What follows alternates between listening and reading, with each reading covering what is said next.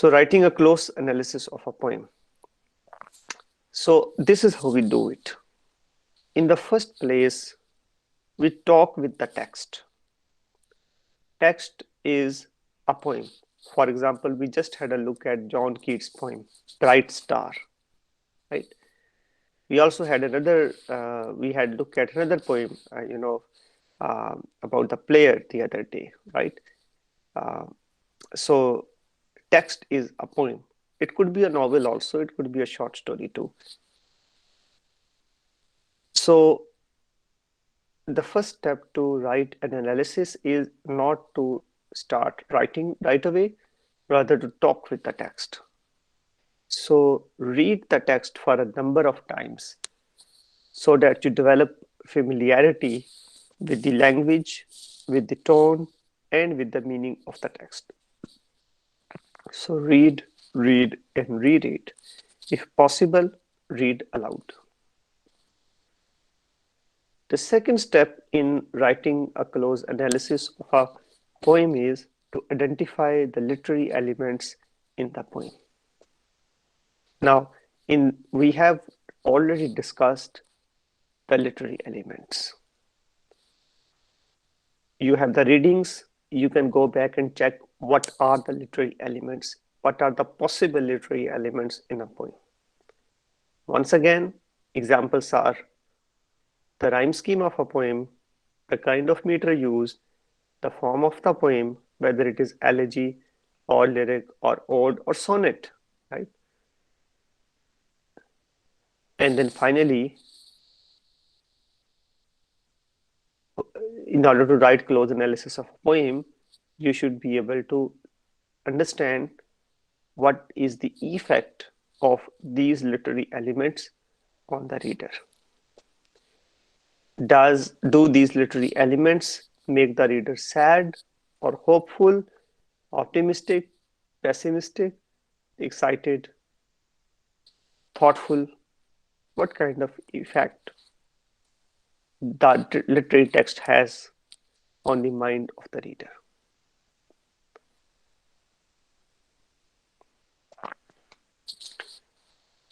So as you develop your understanding of the poem, you should think aloud about the poem. So you should pose questions about something that confuses you or about a possible interpretation of the text. You should identify unfamiliar vocabulary or allusions in the poem. Allusions could be any kind of historical events to which the poem refers. You should note the specific stylistic elements and their effect. You should rephrase the inverted lines. We know that sometimes poets use inverted lines, right? So instead of writing subject first, they write the object first and then verb and subject at the last.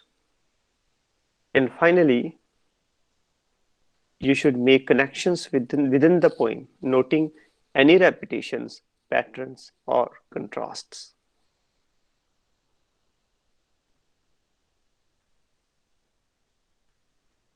Now, these are the 3 steps of strategies to write the poem, write the analysis of the poem. So you need annotation through the first strategy, which is reading for understanding. Second strategy, connect with broader themes and ideas. Third strategy, write your observation as sentences. What is annotation? Strategy number 1. In the first reading, you should identify just those words which are unfamiliar to you. And please remember, it is very common for you to find many words in a poem which are new to you, depending upon the kind of poem you are dealing with. So if you are, for example, reading a poem by Shakespeare, because Shakespeare is a classical writer, therefore many words in a poem by him will be absolutely new to you. So In the first reading, you should only pay attention to the new and unfamiliar words. Identify them and mark them for their meanings, and finally look up their definition in a dictionary.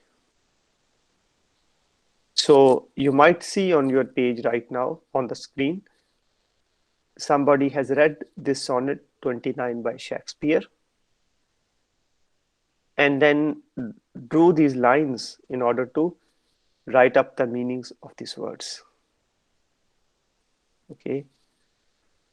So when in disgrace with fortune and men's eyes, I all alone beweep my outcast state, and trouble deaf heaven with my bootless cries, and look upon myself and curse my fate. Wishing me like to one more rich in hope, featured like him with friends possessed, desiring this man's art and that man's scope, with what I most enjoyed, contented least, yet in these thoughts myself almost despising. Haply I think on thee, and then my state, like to the lark at break of day arising from sullen earth, sings hymns at heaven's gate. For thy sweet love remembered such wealth brings that then is gone to change my state with kings. So this is a famous sonnet by Shakespeare, right? So writer has identified and highlighted individual words, right, and wrote either their meanings, the vocabulary, and in some cases, the writer has also identified the literary elements.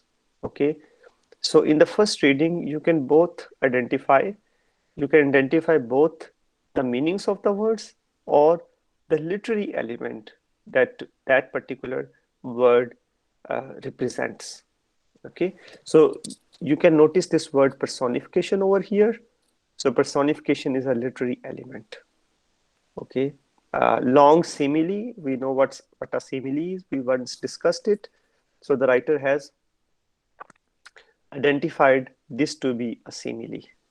Okay, So so I have a question. yes, please. Sir, this first line, I don't understand it, and how is that an example of personification? Because as I see it, personification means giving human characteristics to objects or animals, etc. Yeah, So, how is this? Can you please explain, elaborate upon that? How is that an example yeah, of personification? yeah, it is because the poet is using the word disgrace for fortune, right?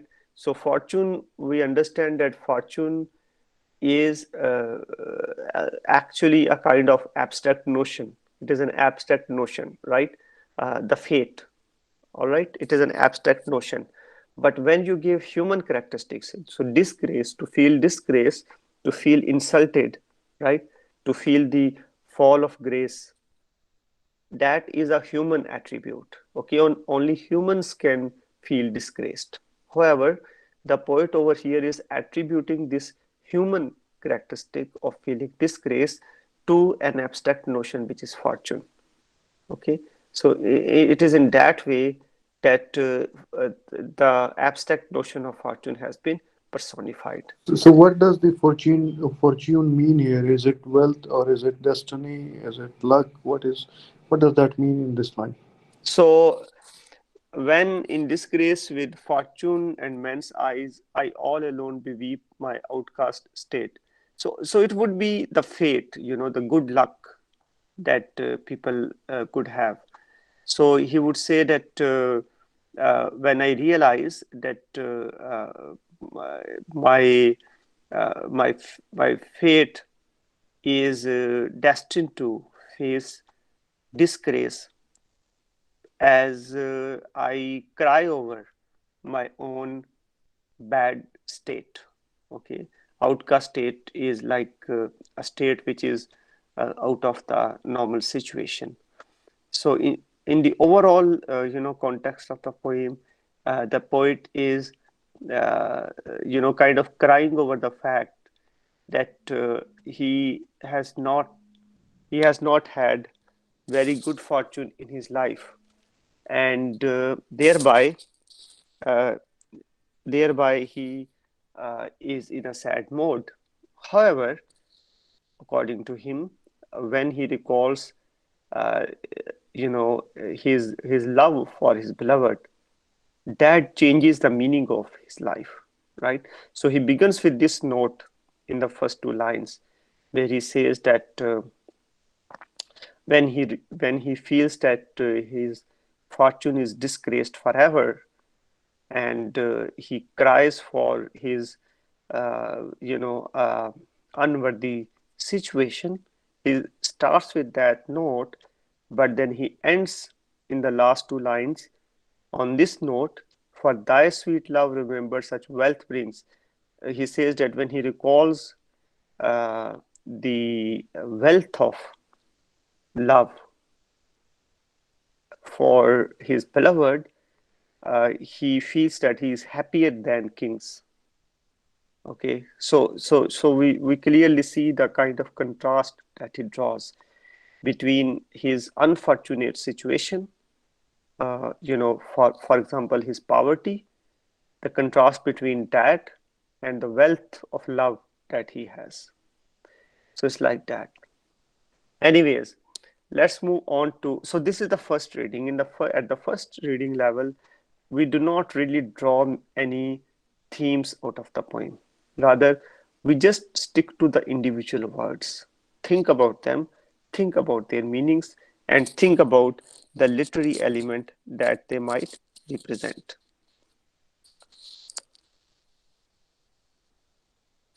At second level, which is second strategy of the reading, we go one step further and we try to make comparison and contrast between and among different parts of the poem. When we make those comparisons and contrast and connections between various words in the poem or various elements in the poem, that helps us to develop themes in the poem.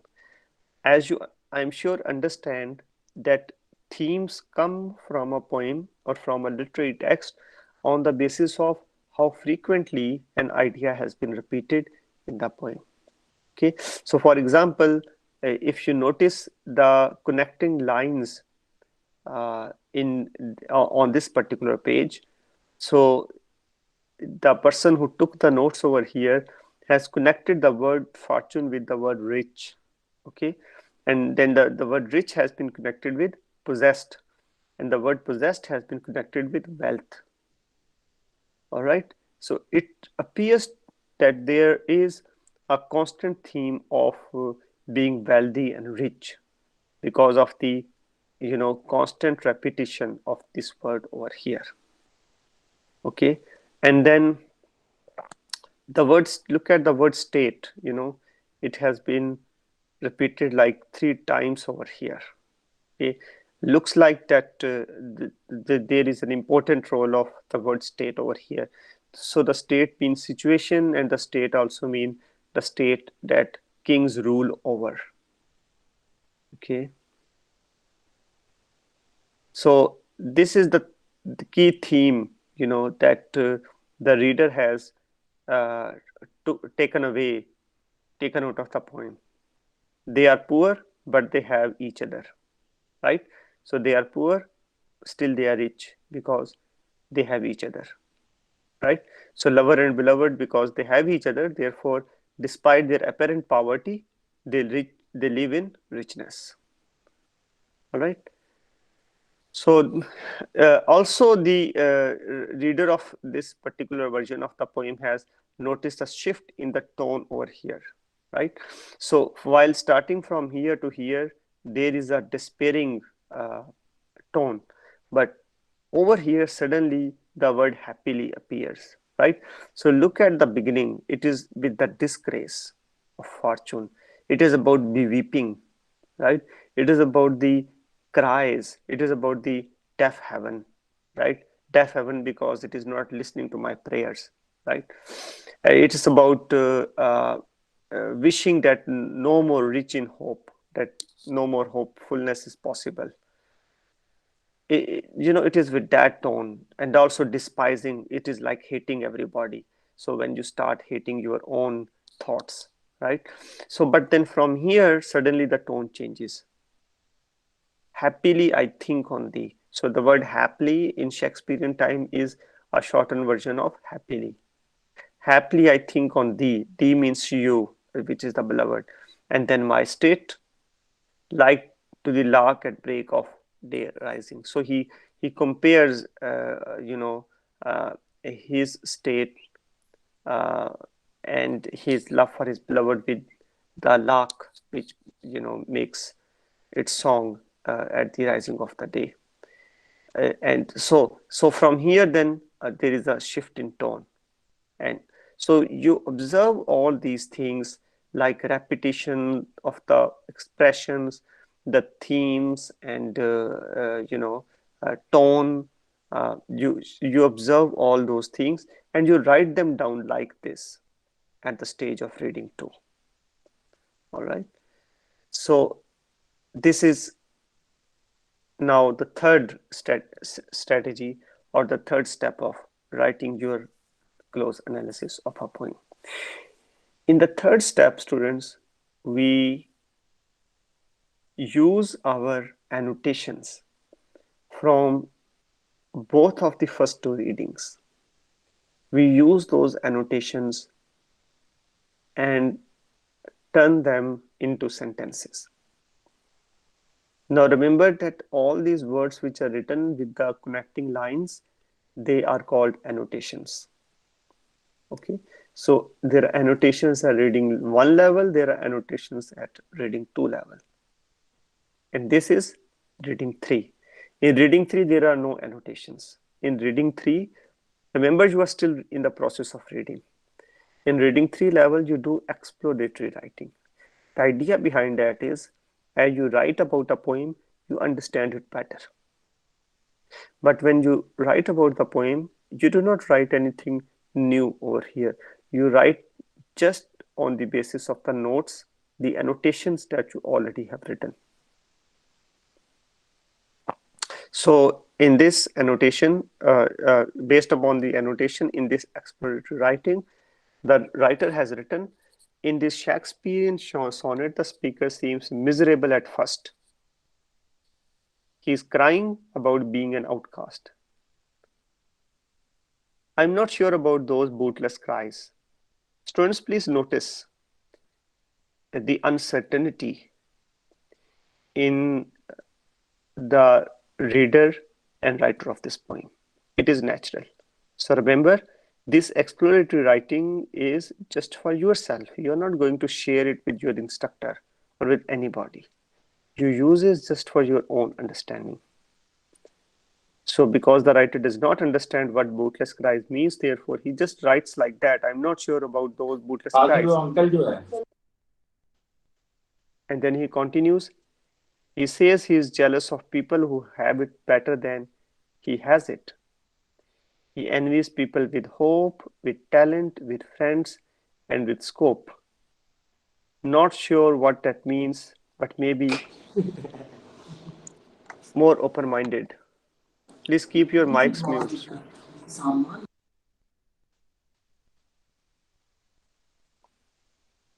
Please keep your mics mute, please. Okay, going back to that. So he uses words related to fortune and wealth a few times in the poem, once in the first line, again in line 5, and finally in the second to last line, but the meaning is a little different each time. Okay, so did you notice that these are reflections of the reader of this poem? It is called exploratory writing. This is the third step in understanding the poem. This is the third step in writing the close analysis of the poem. Finally, we come to the writing step.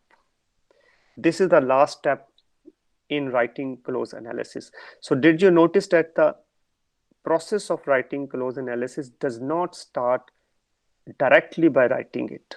It starts from the step 1, which is reading the poem for meaning. Then step 2, reading the poem for themes. Then step 3, exploratory writing. And then comes the final step of writing an analysis. Now, when you write the analysis, first of all, writing analysis is a multi-paragraph piece of writing. What should be its length? It totally depends on your instructor's requirement. Instructor might ask you to write an analysis of 1000 words, 1500 words, 2000 words. So the length depends on that. However, you need to have these 4 elements or components in the analysis that you write. Number 1, you need to have a thesis statement. By thesis statement, we mean there should be a clear line of focus, what your essay or what your analysis is going to talk about. For example, about the sonnet that we just read, you might say that this sonnet compares the poet's poor state of affairs with his happy love life. All right. And then, so that becomes a thesis statement. This is how you begin, right? But then you start explaining or analyzing the lines from the whole poem in order to establish the thesis statement that you stated in the beginning. So the thesis statement was that this poem compares the poet's poor state with his happy love life, right?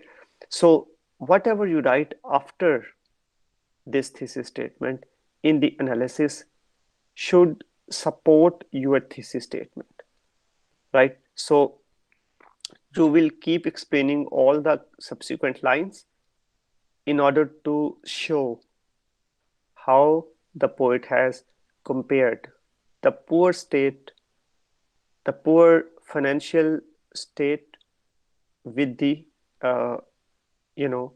wealthy love state or state of the love relationship, with his beloved. So after the thesis statement, what you need to keep in mind is that you should give a good organization to your analysis. Writing an analysis is like writing an essay. So you should organize it well in the form of paragraphs. Okay, so you can choose to write number of paragraphs depending upon the length of the analysis required. So for example, if it is just a 500 words analysis, maybe just 2 paragraphs are enough, or maybe 3 paragraphs are enough. All right. And when you write the paragraphs, take care of the fact that you write the paragraphs in a very organized manner. So one paragraph should deal with one particular thing. So after you have the first introductory paragraph in which you write the thesis statement as well, you might like to write up 1 or 2 paragraphs on themes, 1 or 2 paragraphs on style.